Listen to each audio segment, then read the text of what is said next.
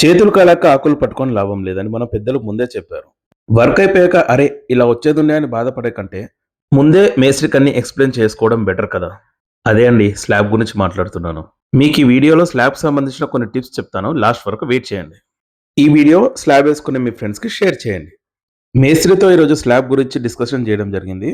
అందులో బీమ్స్ ఎలా రావాలి అండ్ దాని థిక్నెస్ ఎంత ఉండాలి, మనకు ఇప్పుడు స్టీల్ కట్టుకుంటాం కాబట్టి ఆ స్టీల్ ఎక్కడ ఎలా ఉండాలి, లైక్ బీమ్స్లో ఎంత స్టీల్ వేసుకోవాలి, స్లాబ్లో వన్ వే స్లాబ్ ఎక్కడ, టూ వే స్లాబ్ ఎక్కడ, అండ్ ఎవ్రీథింగ్ ప్రతి ఒక్క డీటెయిల్స్ నాతో డిస్కస్ చేసి కంప్లీట్గా నాకు ఎక్స్ప్లెయిన్ చేసి వచ్చారు. ఇప్పుడు టిప్స్ విషయానికి వస్తే ఫస్ట్ స్టెప్స్ హైట్ అనేది ఖచ్చితంగా 6 ఇంచెస్ లోపలే తీసుకోవాలి. మన ప్లాన్ ప్రకారం బీమ్ లేఅవుట్ ఫైనల్ చేసుకొని ఎక్కడైనా మనకు కన్సీల్డ్ బీమ్ రిక్వైర్మెంట్స్ గాని ఉన్నాయా, ఆ స్టీల్ ఎంత వేయాలనేది ఫైనల్ చేసుకోవాలి ఇంజనీర్ తోటి. వన్ వే స్లాబ్ ఎక్కడ వేయాలి, టూ వే స్లాబ్ ఎక్కడ వేయాలి అనేది కూడా డీటెయిల్ గా ఎక్స్ప్లెయిన్ చేయాలి.